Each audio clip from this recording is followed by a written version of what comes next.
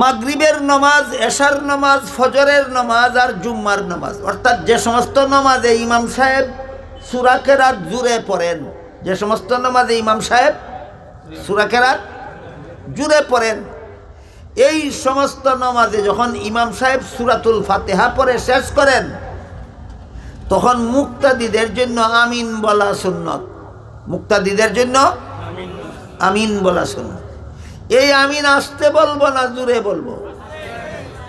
ইমাম শাফিঈর মযহাব মতো ইমাম জুড়ে বলার কথাও আছে।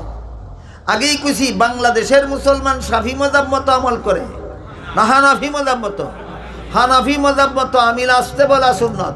কাজে এখানে শাফি মযহাবও আছে বলাটা ফিতনাবাদী ছাড়ার কিছু নয়। যে শাফি মযহাবের দেশ না, যে হানাফি মযহাবের দেশ।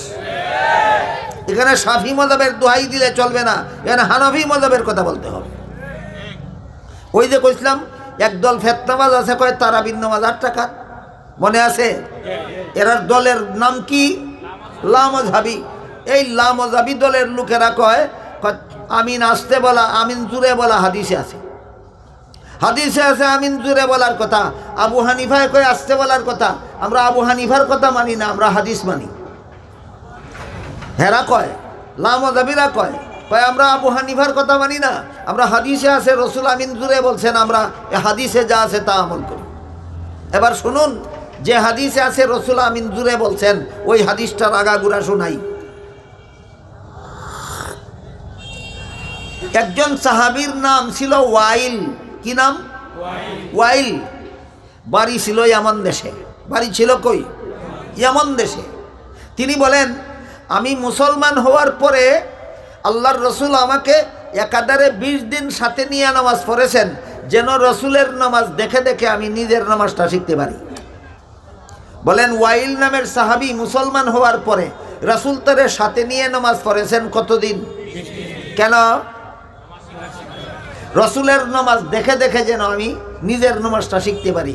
এই 20 দিনের মধ্যে 3টা নামাজে রাসূল আমিন জুড়ে বলেছেন। 20 দিনের মধ্যে কত নামাজে রসুল আমিন জুড়ে বলেছেন? ওয়াইল বলেন 3টা নামাজে রসুল আমিন জুড়ে বলেছেন।